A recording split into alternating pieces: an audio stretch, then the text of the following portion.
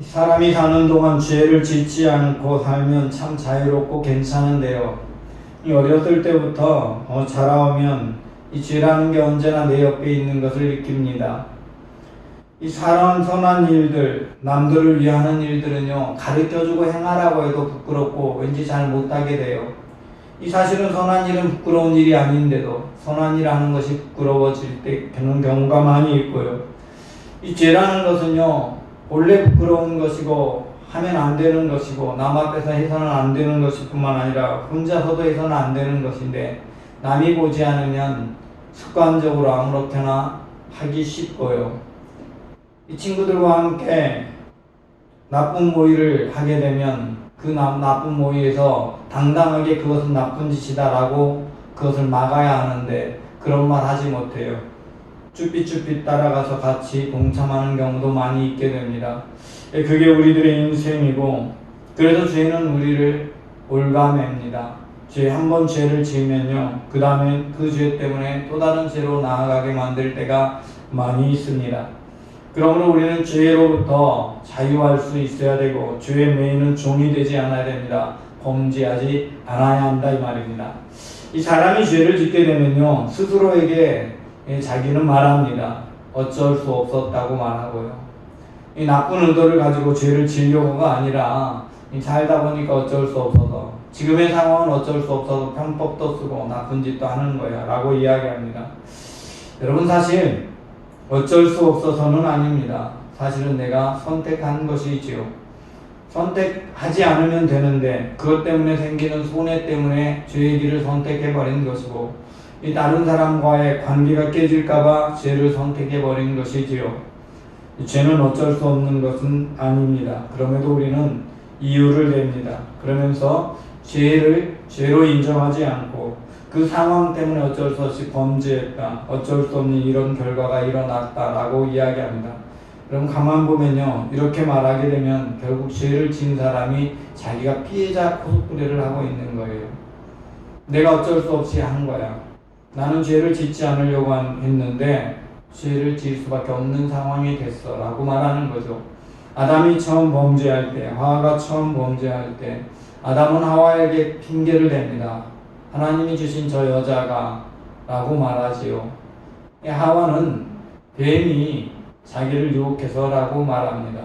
그럼 뱀이 유혹하는 것과 죄를 짓는 건 사실 아무 상관없습니다. 왜냐하면 내가 선택하지만 않으면 되니까요.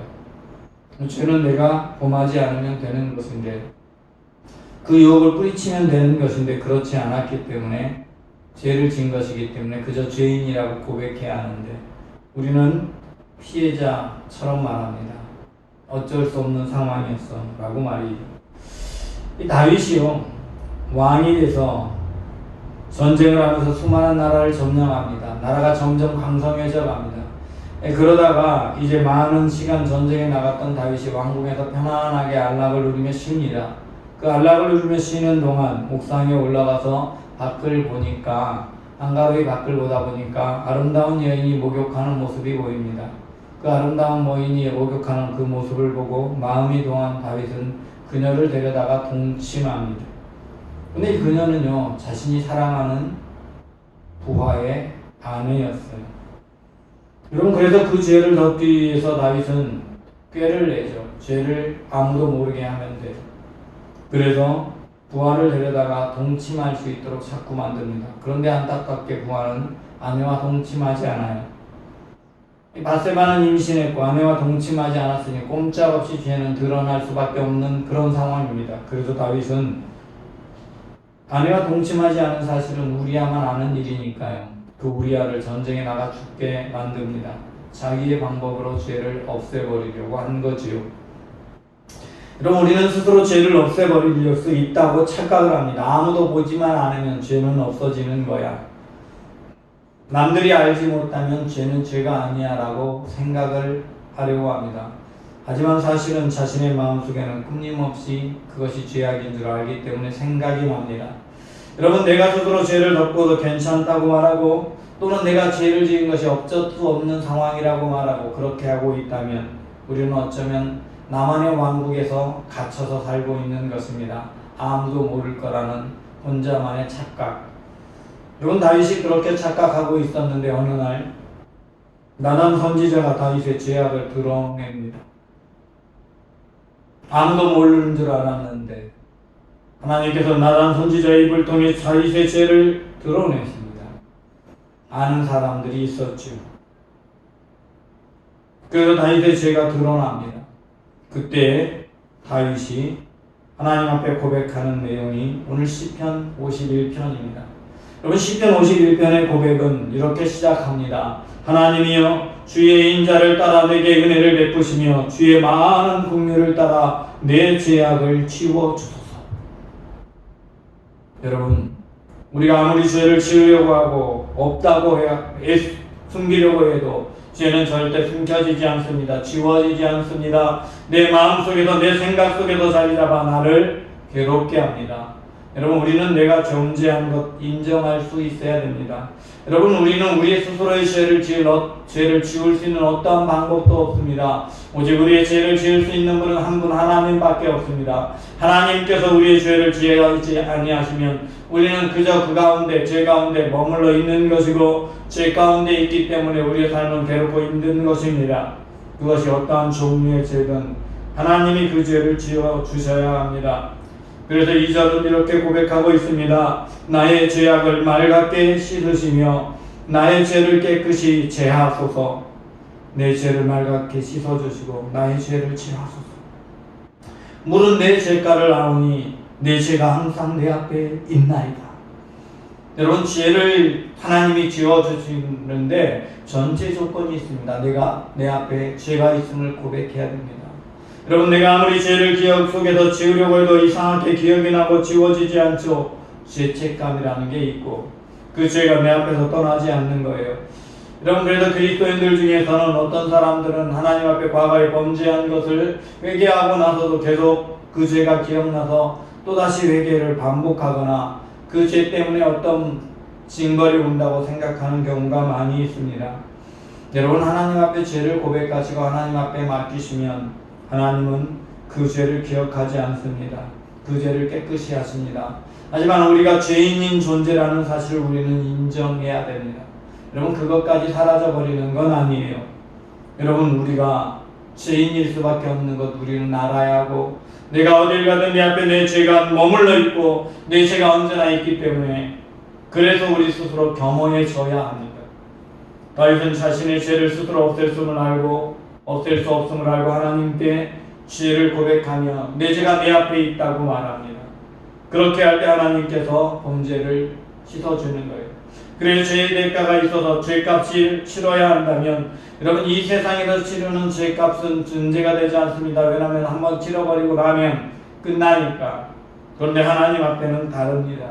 하나님 앞에서는 하나님이 그 죄를 없애지 않으면 우리는 영원한 지옥의 형벌에 던져지기 때문에 죄값이 사라져버리는 죄값을 치우는 방법이 없습니다. 영원한 형벌이란 죄값밖에 남지 않습니다. 그러므로 하나님이 우리 죄를 씻어주셔야 됩니다. 다윗은 그것을 너무나 잘 압니다. 그래서 고백합니다. 내가 주께만 범죄하여 주의 목전에 악을 행하여 싸우니 주께서 말씀하실 때 의로우시다 하고 주께서 심판하실 때 순전하시다 하리이다. 하나님께 범죄한 것이기 때문에 하나님이 죄 없다 하면 되는 것이고 하나님께서 나를 깨끗하다 하시고 하나님께서 나를 순전하다 하면 되는 것인데 하나님 그렇게 해주세요.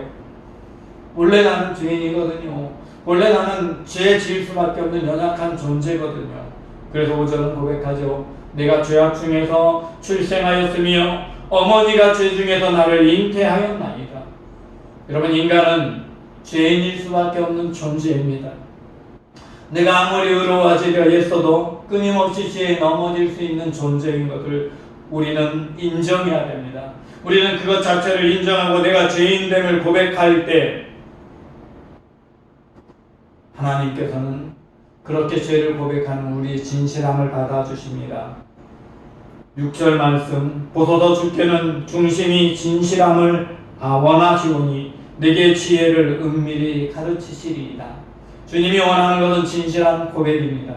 그래서 하나님께서 지혜롭게 우리의 진리를 고백하고 하나님의 은혜를 구할 수 있도록 우리에게 해주십니다. 그래서 다윗은 자신의 죄를 씻어줄 것을 다시 한번 7절에 이렇게 고백하지요. 우슬초로 나를 정결하게 하소서. 내가 정하리이다. 나의 죄를 깨끗이 씻어주소서. 내가 눈보라 희리이다. 하나님이 씻어주시기만 하면 정해지는 겁니다. 하나님께서 죄 없다고 하시면, 깨끗이 씻어주시면 눈보다 희게 되는 것입니다. 이사야서 1장 18절은 말씀하지요. 우리 죄가 주홍 같을지라도 진홍 같을지라도, 여러분, 우리 죄가 우리 죄를 자백하면 주홍 같을지라도 진홍 같을지라도 우리 죄는 양털처럼 눈처럼 희게 된다. 핏자국 지워지지 않지요. 하나님만 지울 수 있는 거예요. 우리의 죄의 핏자국은 하나님이 그리스도의 보혈의 피로 깨끗이 씻어주는, 그렇게 씻어주면 우리는 죄인임에도 불구하고 하나님 앞에 죄 없는 자가 되어 하나님 앞에 서게 되는 것입니다. 그래서 주님 앞에 찬양하고 주님을 높일 수 있는 것입니다. 하나님께서 씻어주시면, 그렇게 해주시면 기쁜 소리로 하나님을 찬양할 수 있고요, 하나님께 영광 돌릴 수 있습니다. 오늘 본문 8절, 내가 즐겁고 기쁜 소리를 내게 즐겁고 기쁜 소리를 들려주시라. 주께서 꺾으신 뼈들도 즐거워하게 하소서. 내 주의 얼굴이 내 죄에서 돌이키시고 내 죄악을 지워주소서. 내 모든 죄악 지워주소서.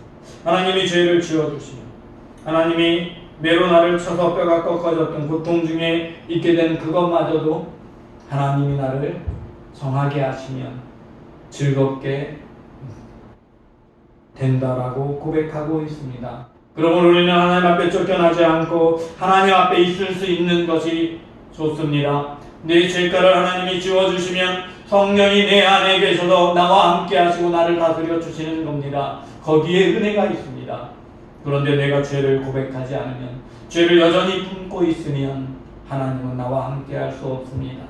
죄를 가리려고 하면 나는 내 마음의 왕자에 내가 여전히 앉아서 하나님을 보지 않으려고 하는 것입니다.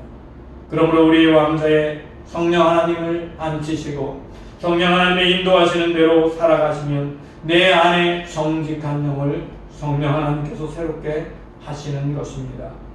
주님께서 우리 안에 함께 하시며 구원의 즐거움을 회복시키는 것입니다. 죄는 구원의 즐거움을 가리게 되고 하나님 앞에 나아가는 것을 두려워하게 만들지요. 하지만 하나님께서 성령으로 깨끗이 씻어주시면 주님 앞에 담대히 나갈 수 있게 만들어줍니다. 주님과의 만남의 시간이 감격이 됩니다. 만나기를 사모하는 심령을 가지게 됩니다. 자원하는 심령을 주시는 거예요. 하나님께 나가기를 자원하여 죄 지을 때마다 죄를 고백하고 하나님 앞에 내어놓는 것을 하게 되는 거예요. 그리하시면 내가 범죄자들에게 주어지의 도를 가르치리다라고 오늘 본문은 이어집니다. 여러분, 이 말은 무슨 말입니까? 나도 범죄자인데 하나님의 은혜로 내가 죄 사함을 받았고 구원받은 하나님의 백성이 되었어. 당신도 하나님 앞에 죄를 고백하고 하나님께 나오면 하나님은 당신을 품어주실 거예요. 여러분, 이렇게 말할 수 있다 이 말입니다. 죄인된 나를 인정하지 않으면 우리는 죄인들을 피할 겁니다. 하지만 죄인된 나를 인정하고 내 죄를 용서해 주시고 구원해 주시고 사신 하나님의 은혜의 감격에 잠기면 다른 죄인들을 볼 때 정죄하는 것이 아니라 피하는 것이 아니라 그들에게 하나님의 은혜를 전파할 수 있게 되고 그들도 하나님께 돌아오는 역사가 나타나게 되는 것입니다. 나를 구원하신 하나님, 그 하나님께서 저와 여러분의 죄를 깨끗게 할 것입니다. 입술로 다른 사람들을 정죄하고 심판해서 살인하는 죄를 범한 것도, 여러분은 마음으로 사람을 해한 모든 죄까지도 우리의 중심을 하시는 하나님께서는 하나님께 고백하는 통회하는 우리들을 기뻐 받으십니다. 그저 예배하는 모양 기뻐 받으시고 재물을 많이 헌금하고 예물을 많이 드리는 것 기뻐하는 것이 아니라 내 자신의 중심을 하나님께 드리고 내 마음의 왕자를 하나님께 앉히기 위해 나는 죄인된 존재, 내가 나를 다스리면 넘어지고 자빠질 수밖에 없는 존재임을 고백할 때, 그래서 나의 마음의 왕자에 성령 하나님을 앉힐 때 저와 여러분은 자유함을 누리게 되는 것입니다. 나의 모습, 나의 중심이 연약한 자입니다. 이미 깨어져 버린 심령입니다. 하나님 앞에 고백하시고 깨어져 버린 나의 심령을 내가 다스리고 회복시킬 수 없습니다. 성령 하나님께서 내 안에 들여오셔서 나를 다스려 주십시오.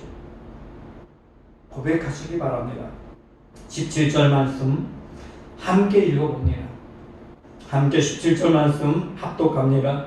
하나님께서 구하시는 제사는 상한 심령이라 하나님이여 상하고 통회하는 마음을 주께서 멸시하지 아니하시리라.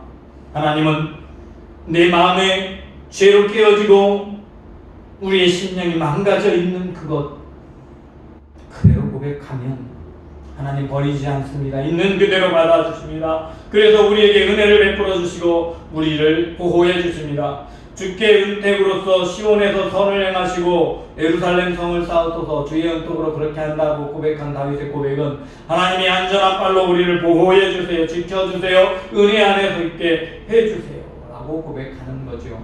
그러면 하나님의 은혜 안에서 하나님을 기뻐하며 하나님께 예배하며 하나님께 감사의 제사를 드리겠습니다. 하나님께 영광 돌리는 삶을 살겠습니다. 여러분, 그런 고백이 오늘 시편의 마무리가 되고 있습니다. 여러분의 삶 속에서도 이런 고백이 언제나 있기를 원합니다. 죄를 고백하고 내가 죄인 된 것 인정하고 나는 연약해서 넘어질 수밖에 없는 존재임을 인정하십시오. 상하고 통회하는 심령으로 주님 앞에 나오십시오. 그리고 하나님, 나의 마음은 깨어졌습니다. 나의 마음은 죄악 덩어리입니다. 본래 죄 중에서 태어났던 것이 나의 모습입니다. 하지만 하나님의 은혜로 구원받았습니다. 하나님의 은혜 아니면 구원의 은혜 자리에 설 수 없습니다. 성령이 나를 다스려주지 아니하면 끊임없이 하나님께 범죄할 수밖에 없는 존재입니다. 그렇게 하나님께 고백하심으로 하나님이 저와 여러분을 기뻐 받으심으로 죄인된 우리를 하나님이 의롭다 하시고 정하게 하셔서 구원의 자리에 언제나 거하는 믿음의 사람, 하나님을 기쁘시게 하고 하나님께 영광 돌리는 하나님의 백성 되시기 바랍니다.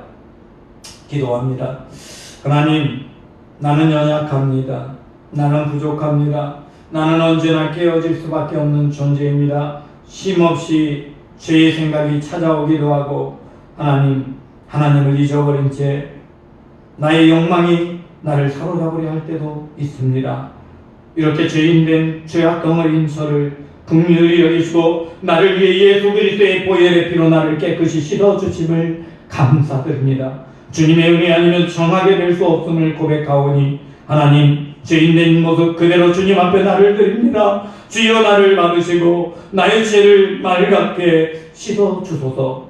내 마음의 중심에 주님께서 좌정하시고 성령 하나님께서 나를 온전히 다스리시다 죄의 길에 다시 가지 않게 하시고 성령의 은혜의 길에 서게 하여 주시고 그 길을 따라감으로 주님이 주신 놀라운 구원의 역사와 은혜를 체험하며 누리며 아버지께 영광 돌리는 하나님의 자녀들이 되게 하옵소서. 주여, 나를 기뻐 받으신 믿음의 우리 주 예수 그리스도 이름으로 기도드리옵나이다. 아멘. 이제는 우리 주 예수 그리스도의 은혜와 아버지 하나님의 무한하신 사랑과 성령님의 내주 인도 역사 충만하신 교통하심이 오늘 내가 죄인 된 것과 연약하여 넘어질 수밖에 없는 존재임을 고백하고 전적인 주님의 은혜로 구원받은 그 은혜를 감사하며 성령 하나님의 통치 아래 온전히 있기를 원하여 마음의 중심의 왕자를 성령님께 내어놓는 하나님의 모든 아들 딸들 위에와 여전히 세상의 욕망에 사로잡혀 범죄의 길을 가며 죄인의 길에 서 있으면서도 자신이 죄인 줄 알지 못하는 이 땅의 수많은 영혼들, 이 나라의 민족, 온 세계 열방 위에 지금부터 영원까지 함께 하옵시기를 축원하옵나이다. 아멘.